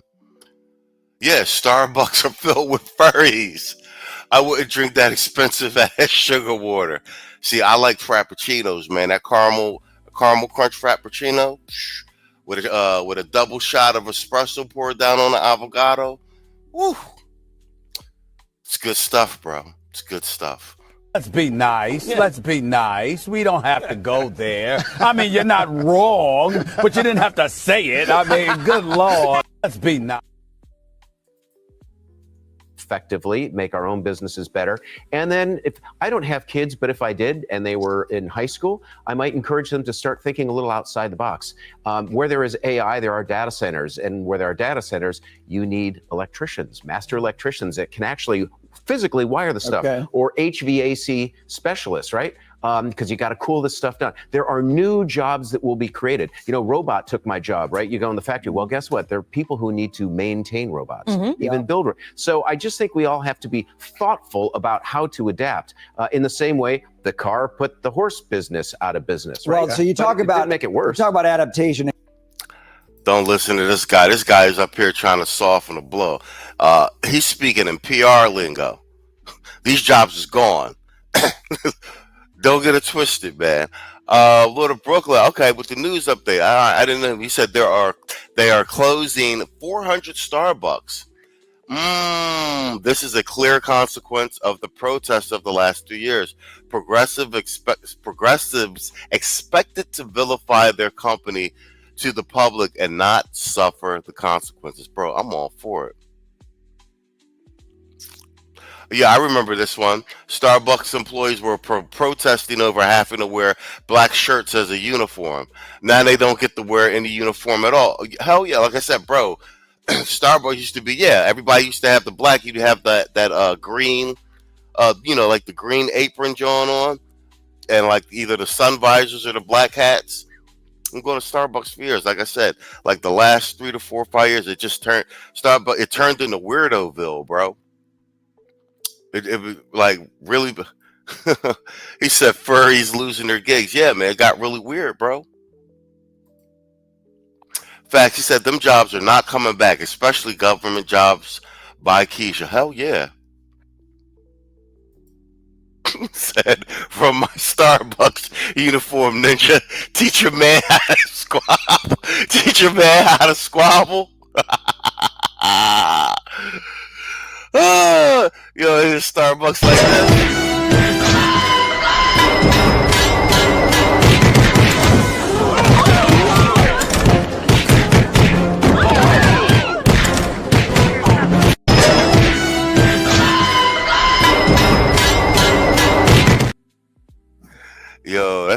That's bad funny. And Jackie, I know you can review 15 contracts a second, so you're okay. But Accenture CEO, Julie Sweet, she said, look, we are exiting employees who can't be retrained for this. Yeah. So I appreciate thoughtful adaptation, but this seems like speedy, get smart real quick on how to use this stuff. Yes. And that could be tricky. And it leaves opportunity for the up and comers, for people who are just deciding what they want to do now, if they're at that age, if they're either in school or are thinking about trade schools or different things, that programs that they could do without going to a 4-year college. They have a lot of opportunity. I actually asked AI about the kind of jobs AI will create, and AI said there'll be more training jobs in training people how to use AI, that's managing the robots. Yeah. This was interesting, the ethics category of it, people to manage that, because once this goes on a grander scale, you can imagine some of the problems that are going to rise, and then the actual implementation of it. To me, Adam, though, what you're talking about is change for the better, but the rate of change is going to matter, how quickly those jobs are eliminated and then replaced. And then at the end of it all, when you sort of look at it in a lump sum, when most of it is fleshed out, apples to apples, was it equal, or are there less jobs created than were eliminated? You know, I covered energy, and we're going to talk about it next block, about coal. You had a lot of people in the energy industry who were displaced because this is what they were trained to do. They were trained to do it a certain way. And as we scaled back on certain technologies, they just couldn't adapt and keep up with it anymore. And so you're going to have a piece of that. That's going to be complete elimination of not being able to retrain employees that were in the workforce. You put a finger on, I think the key point is at the end of this, when it's all sorted out, how many jobs are lost and created? Are we net higher in number of jobs? If we look historically at technological innovations, from the internet to the steam engine to anyone you pick, there is a near-term diminishment in jobs, but then a long-term creation in that. So I don't think this is going to be any different from any other technological innovation trend. It's following the pattern. A lot of times it's Joseph Schumpeter's creative destruction, right? It's classic. They talking all willy-nilly until the generative AI kick in. and they just start having new AI newscasters, and they don't need you friggin' anchors anymore. They're gonna be real sorry about that, because you see my intros, I'll be having all the AI newscasters, and this is, you know what I'm saying? This ain't even the fancy stuff. Like, wait till they have real, bro. They're not gonna need these anchors after a while. They're just gonna have generated AI. I mean, they already have well, who is it? Sony. Somebody just signed the AR music recording artist, AI music recording artist. But Quiet Storm is right. Blue ocean, gentlemen. AI is a blue ocean for all of us getting in on the technical and governance side. Freaks out and panics. There is some loss, but this is really a job remix. It's not job losses. I see it as people having to learn how to do different skills, and it's going to be quick and it's going to be fast, and that's what's going to characterize this change versus other ones. You're not going to have a choice but to adapt. Otherwise, it's a survival exit. And this is what I think is great about the American economy. It's dynamic. It can adjust quickly. People can learn new skills fast, and AI is going to enable that. Let me throw another ingredient in the soup here. There's about 4.5 million industrial robots in the world. About 2 million of those are in China. So you got AI, and then you got the robots kind of working off the AI, doing some of these manual labor jobs. So you can't forget about that when it comes to what changes, what gets destroyed, job picture, Dagan. It's not the robots. This is happening so rapidly in ways that people can't see it. If you talk to individuals, particularly who work in tech, they are adapting and coming up with ways to streamline just their workflow that is just mind-boggling. She's not wrong about that. Streamline. We got AI built into the VS Code and working all sorts of work, trying to integrate all sorts of workflows to work faster. Yeah, I will say this: everybody on the tech end side of stuff, or even some people with the content creation side, using some of the tools. Like, we're kind of ahead of the curve because we're trying to do everything faster and set up systems and automate things. So we're acquiring and acclimating ourselves to the technology, I think, a lot faster than most people. Irvin said, you talk about iSpeed. Speed got his iRobot for $1 million. You talking about iSpeed? He got a robot. He bought a robot. Aaron said the Starbucks I go to has tip boxes designed as polls or pro tea people affirmations. It's weird. Yeah, that's what I was saying, bro. That's exactly what I was saying. You go into the Starbucks, yeah, it's a lot of tea activity going on and furry activity. A lot, yeah. Little weird. You know what I'm saying? I noticed. What I also noticed is, like, you got the Starbucks app. I noticed that more people were actually placing all their orders on the apps and just coming in and picking their shit up and going. And then the other one is just all drive-through traffic. And if you work at a company that isn't beginning or actively using, say, MCP servers using agents or their large language models, and I will explain, then your company's already behind. And I'm talking about where we work right now. What is, because I was talking to a tech executive last week and about the spend in servers in the like the data centers. And the person said, yeah, that spending is probably out of whack by 2 orders of magnitude, 3 orders of magnitude. But what tech and engineering shops are doing with this technology more and more is explosive and just innovative. MCP servers, it stands for Model Context Protocol. And this is a way to get your agents or your large language model, like just use Claude as an example. your Claude code. Claude code is an agent that you use to code. You can hook up your Claude code to an MCP server that will allow, it gives your Claude code, your agent, full functionality to perform a variety of tasks. For example, it'll do crash analysis. You can hook it up to MCP Notion. You can hook it up to integrate it with GitHub. And these are essentially apps or adapters to your large language model or your agent. And it just amplifies the productivity and the functionality of these agents, agentic AI. And it is Okay, she's absolutely correct, but she has no idea what the hell she's talking about. Factually, what she's saying is correct. Mind you, she's reading off of notes. She has no idea what she's talking about. And you can tell by how she's delivering it. She is correct about the MCP servers. I'm fiddling with a bunch of stuff now. That's the one thing. You're in Theo's class. You got to keep up with class. You got to study for certs. And then there's the stuff that you're actually interested in. So you end up doing your own separate research from that shit, dabbling with that shit. You got like 3-4 things wide open. And she is right about the agentic agents, about them coming out. Guys, you got like, bro, the stuff that, bro, the level of automate. Zapier and Make was like a big deal, like, what, 12, 24 months ago?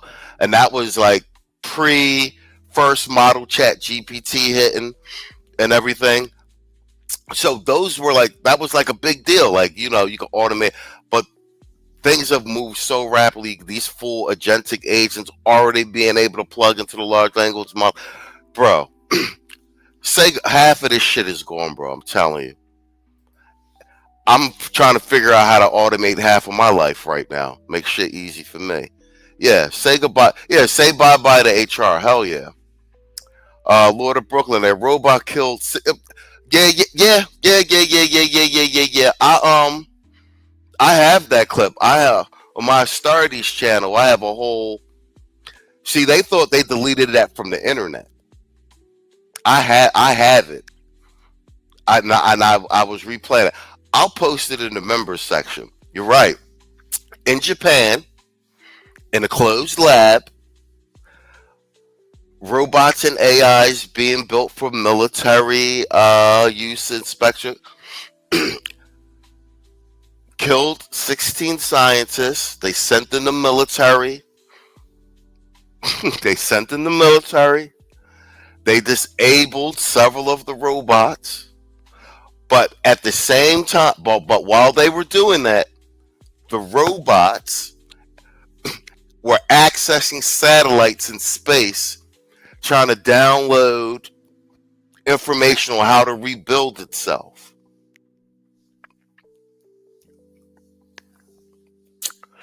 I got that. I think I even played it as part of like one of my AI streams on this channel. I'll take that clip, I'll upload it and put it in the member section. They thought it was wiped from the internet. I got it. I got it a long time ago. Yeah, she's reading. Yeah.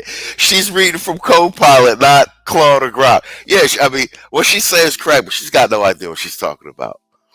You can tell by the way she's stuttering. It was like, and then you can plug it in. The magic stuff happens. And then, come on, bro. Man. All right, let's wrap this one. I wanna, since she brought it up, I'm gonna do a double up. I didn't actually know this was being built. Stargate, the Stargate data center is being built. I heard rumors about this, but I didn't know it was a real thing. So here's this. So since we're talking crypto, AI, and tech, let's take a look at this Stargate data center being built.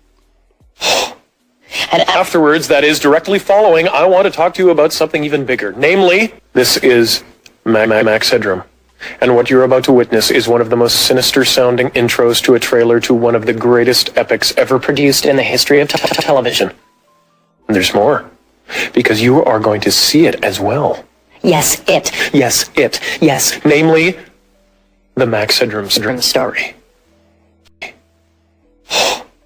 And afterwards, that is directly following. Oh, damn. Oh, damn. Oh, damn. Oh, damn. A massive $500 billion project led by OpenAI, Oracle, and SoftBank. Madison Allworth is there for us. Madison, how's it coming along? Good morning, Stuart. It's huge and it's very busy. This is this first Stargate data center. They have part of it open, part of it is still under construction. And my team is one of the first group of journalists to actually get inside this data center since its opening, not only on site, but we're going to get a tour as well. This is huge. It is really locked down. I can't explain just how much security there is because this is tons of proprietary data. And all of this is the backbone of AI and OpenAI's infrastructure. So this tour really could not be coming at a better time. NVIDIA just announced that they're investing. Yeah, this is the beginning of this Skynet shit right here, Stargate. He said, I remember they called the one iRobot company fake and all a conspiracy. Oh yeah, hell yeah. $100 billion into OpenAI.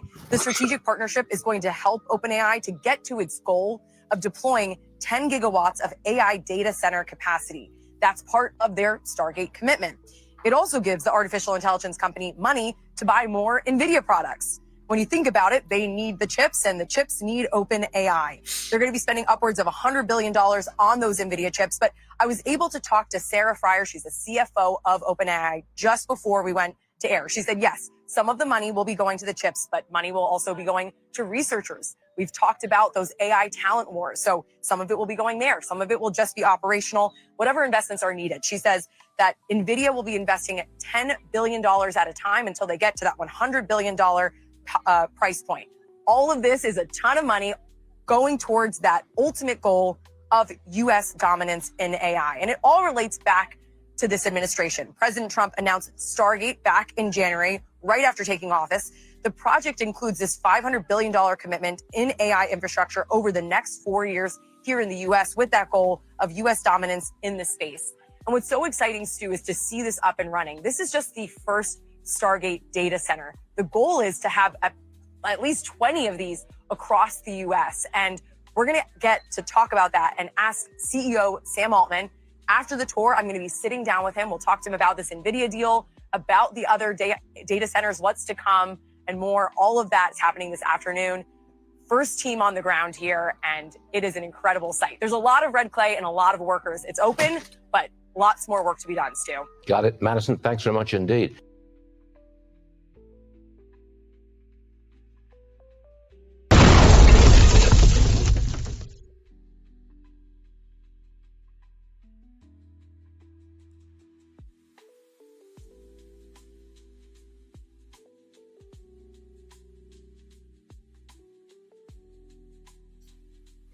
All right, guys, let's do from the editor's desk. Saul sent me this, and this is actually perfect.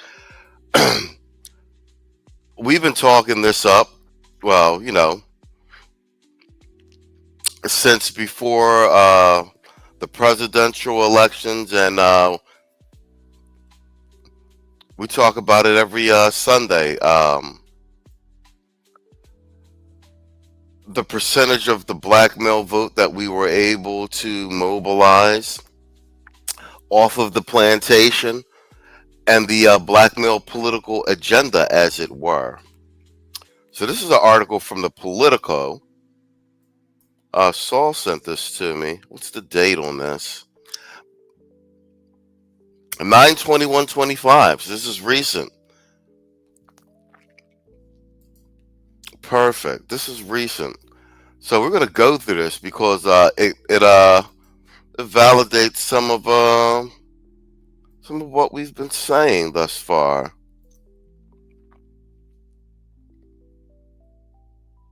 What we got? Reagan gave us Star Wars facts. All right, so this is from the Politico. Let me read some of these. I need a Tito anchor voice and shit. You know what I mean? But this is from the Politico, and I think this is spot on. Let's and I posted this on the I posted the link to this. Well, here, let me do it. I'll drop it in the chat, but I posted this on the community tab earlier as well. Let me post this in the chat.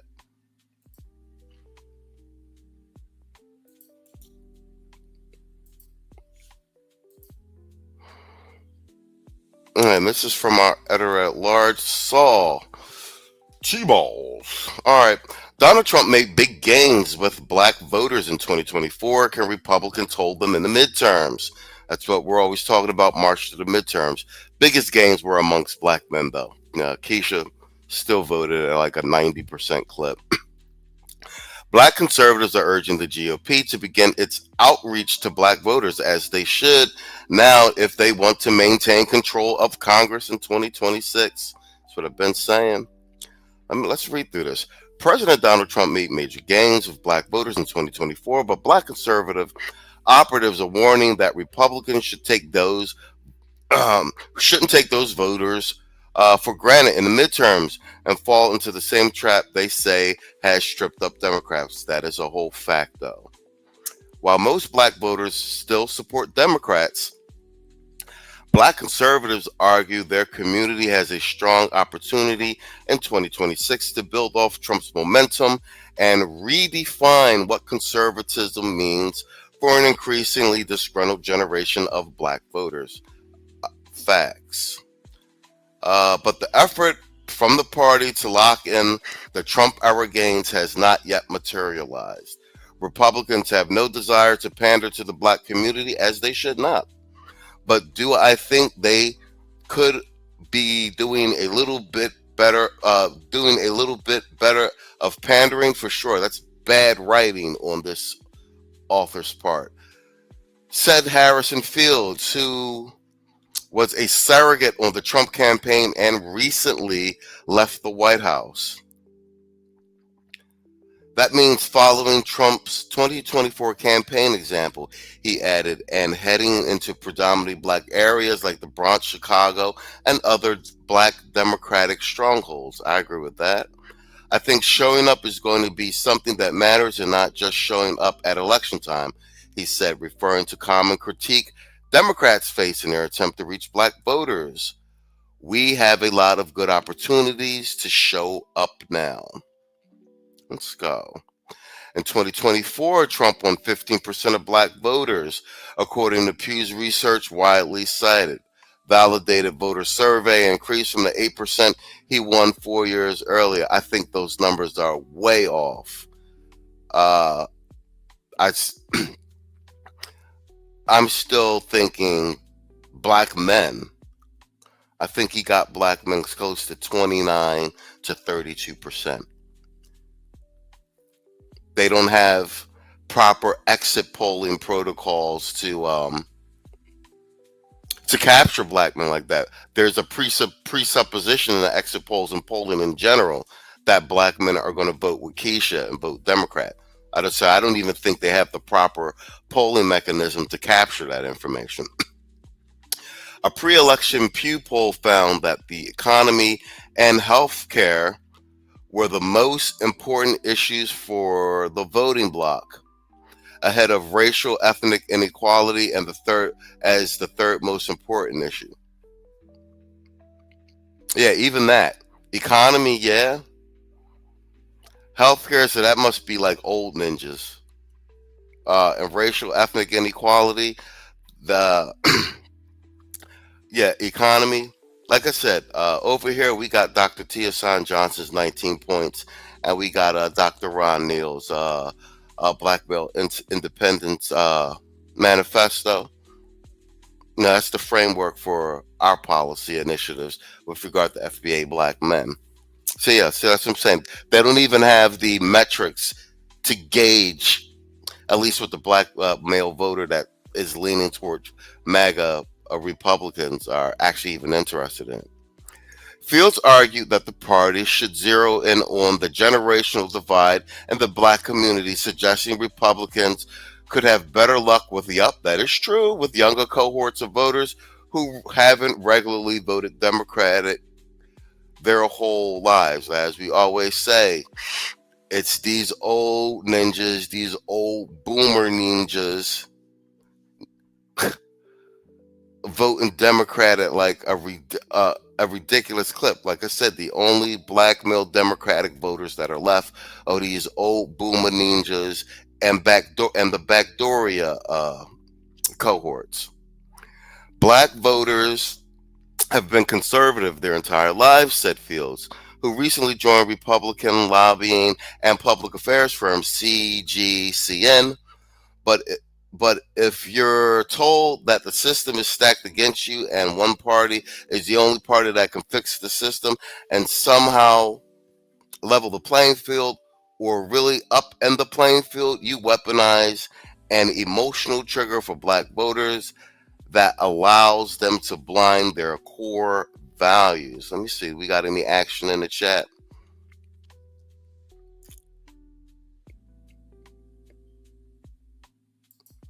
I'm gonna go back to it. Hold on, I'm just reading the chat. Black voters have been conservative. Yeah, that part. Fact. Let's see. Fields acknowledged that Democrats have long been able to capitalize on older black.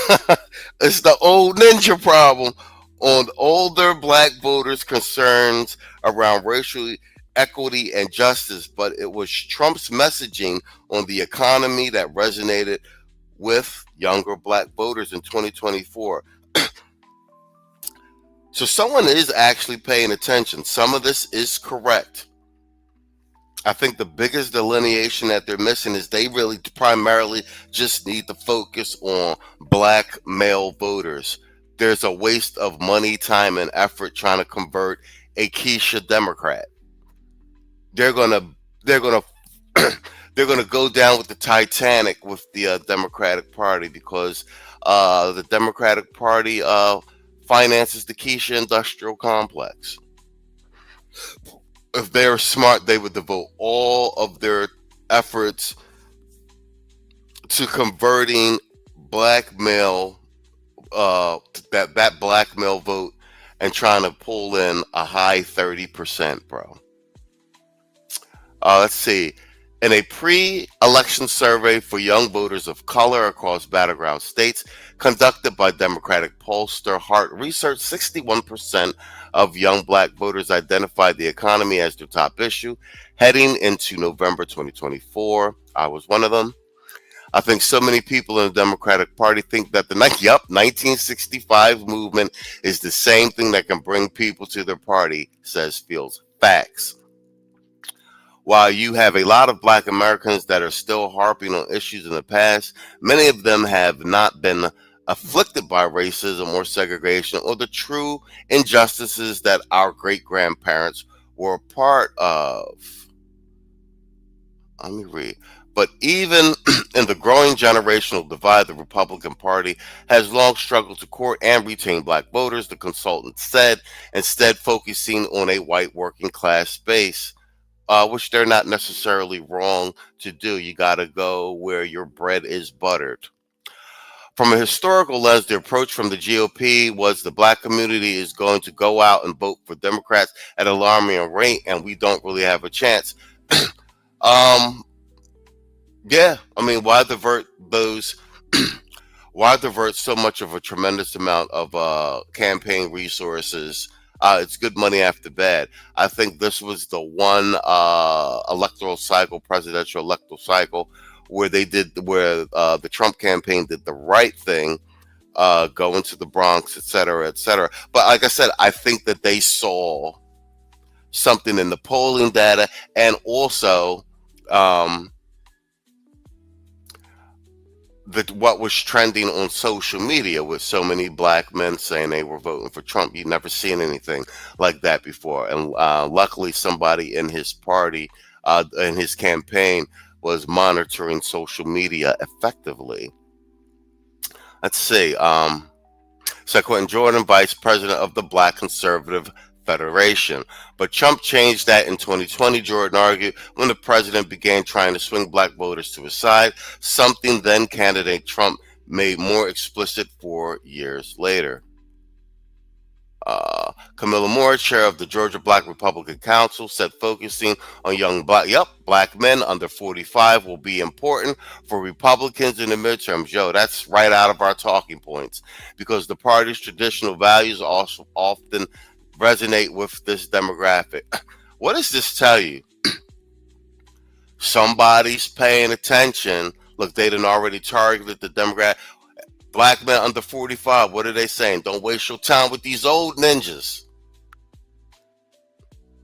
To put the money for the 45 and below, which is accurate. Somebody been paying attention, man. Young black men like the whole idea of feeling manly. Moore said they like the idea of being independent, and they like the idea of being entrepreneurs and controlling their future. Republicans, she added, need to emphasize the importance of traditional two-parent household on the campaign trail and highlight the policies they'll enact to support black entrepreneurship. See, that is in part correct, but clearly no one has got their hands on Dr. 𝐇𝐎𝐿 Johnson's 19 policy points. That's because we have just gotten the game. That's my piece on that. I dropped the link in the chat. You guys can read the rest of it. Let me see. Did I miss anything? Ever read? I'm sussing. All right.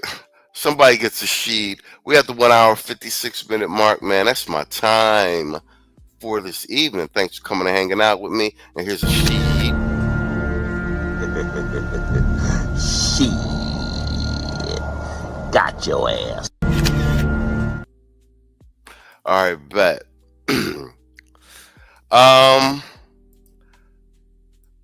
Somebody on the Republican side is paying attention, man. They don't got it all covered, but they swinging in the right direction. They swinging in the right direction, bro. Like I said, it's my time for this evening. Thanks for coming, hanging out with me, man. We'll be back again tomorrow. That's the news for the night. We are the news, MTV News Desk. We'll turn the channel on after this. Good night and good luck. Hey, where's Stewie? That's tomorrow, and that is it for us today. Okay, I don't know. Whatever it is, it's not right on the teleprompter. There it is. We are going to do Sting, yeah. There's no words there. To play us out. What does that mean, to play us out? To end the show? Yeah. All right, go. In 5, 4, 3. That's tomorrow, and that is it for us today, and we'll leave you with a... I can't do it. We'll do it live. We'll do it live! Fuck it! Do it live! I'll write it, and we'll do it live! Fucking thing sucks! In 5, 4, 3. That's tomorrow, and that is it for us today. I'm Stewie Griffin. Thanks for watching. We'll leave you with Sting and a cut off his new album. Take it away.